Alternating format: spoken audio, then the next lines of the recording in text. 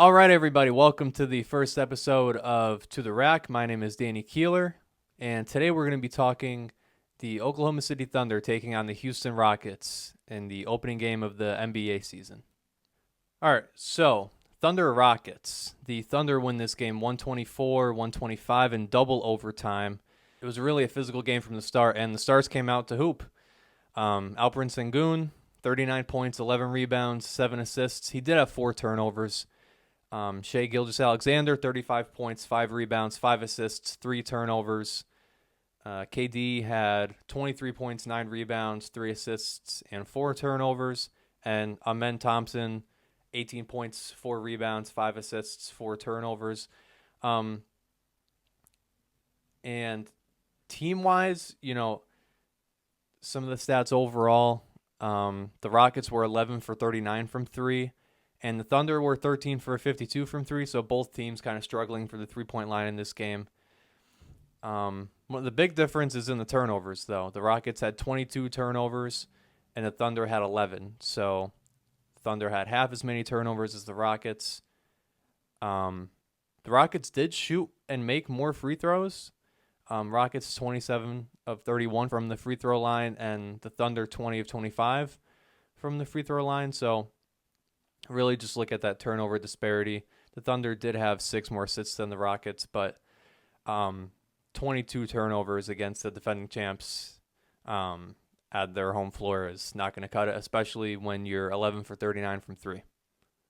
Amen was 0 for 7 from 3 in this game. I think Reggie mentioned early in the game on the broadcast that he shot 22% from 3 last year.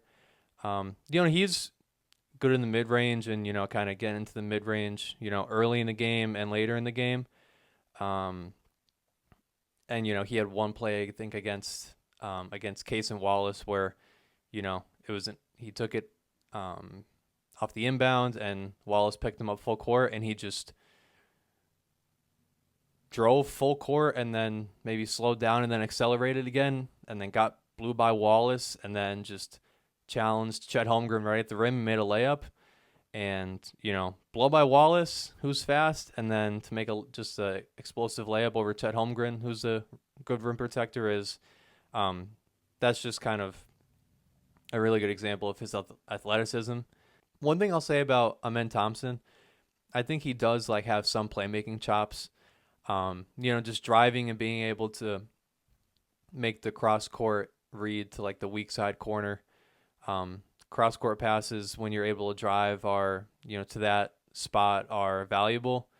Whether you're passing it to the guy and he's going to shoot it or he's going to, swing and it leads to an open basket, it just kind of gets the defense scrambled. Sengun played really well. I think he made about 5 threes. Van Fleet for the Rockets is, out with the torn ACL, so he possibly is out for the whole season. So I think, if anything, and a lot of teams are probably going to look a little sloppy against the Thunder because the Thunder have a great defense, but I think playmaking and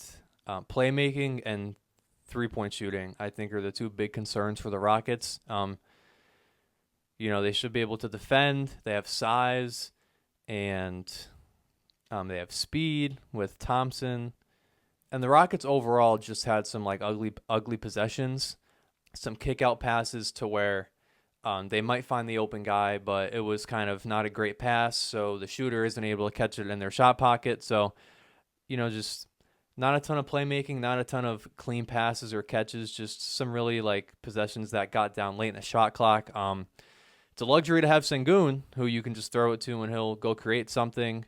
Kevin Durant to come off of screens and, take advantage of, his height advantage against the guards of the Thunder. But, overall, and credit to Houston, lacking the playmaking and, Durant being a new addition to the team, forced the Thunder in the double overtime. The Thunder also without J-Dub, Jalen Williams.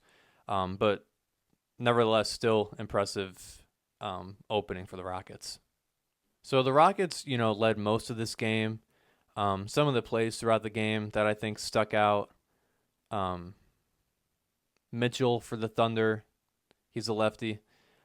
He had a 4-point play to end the half, which I thought was a big shot.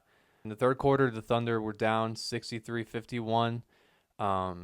They called a timeout. They went on a 6-0 run. Then Sengun was able to draw a foul and kind of calm things down.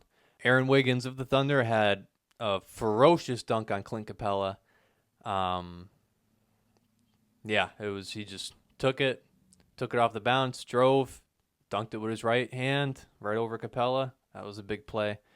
And then towards the end of the game, both Shea and Amen Thompson were scoring late. I think Shea really, especially into the overtimes, was just giving the Rockets trouble with his pull-up mid-range, especially, when he had the ball in his left hand and he was able just to rise up and shoot it. Shea definitely made shots down the stretch. He did miss 2 threes later in the first overtime. Sengun had a big play in the overtime. He missed in the mid-range, but then followed up his rebound and then dunked it to tie the game. Also, at the end of the first overtime, Kevin Durant caught the ball off of a Thunder miss and called timeout. NBA.com 2-minute report said that, he did call the timeout and it was missed by the refs and probably should have been a tech. But, nevertheless, the Thunder ended up closing the game out in the second overtime. Amen Thompson left the game in the second overtime with an injury. Hartenstein fouled out. So Chet Holmgren fouled out in the first overtime. Kevin Durant in the second overtime, Shea was able to, get to his spot. He spun and kind of pump faked and then went back up in the motion of a shot to start a motion of a shot, and Kevin Durant was just in his space and fouled him. So that fouled Kevin Durant out, sent Shea to the free throw line, and Shea hits the free throws, and that's how the Thunder win the game. So as far as like some of the role players on each team, I thought Dort, he had a rough shooting night. I think he was 2 for 12. I thought he had some like good dribble penetration. Cason Wallace, I can't say enough about Cason Wallace. You have a guy like that able to come off your bench. He was in double figures. I think he had 4 steals. I think he had about 5 assists. So he's fast. He can shoot. He had a really good dunk in the game, like drive and dunk. So what a luxury to have a guy like that coming off your bench, as well as like, Alex Caruso, another guy, like he's, obviously a vet now at this point, but the Thunder just have a lot of great guard depth and then size on the inside.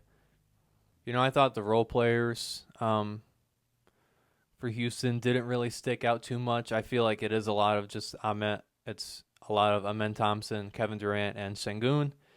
And now we'll see. Dorian Finney-Smith is out right now with an injury, so we'll see when he gets back. Thunder looked like the Thunder. They look like the defending champs. They're going to be a really tough out in the playoffs again for anyone who plays them this season. And the Rockets, I think, are intriguing. I think most would probably say, I feel like most people I've probably seen talk about the Rockets, might put them at least in the top 4 range in the West. So 3-4-ish, maybe they can get the 2 seed. All right, everyone. That was episode 1 of To The Rack. My name is Danny Keeler. Like, comment, subscribe, and I will see you on the next one.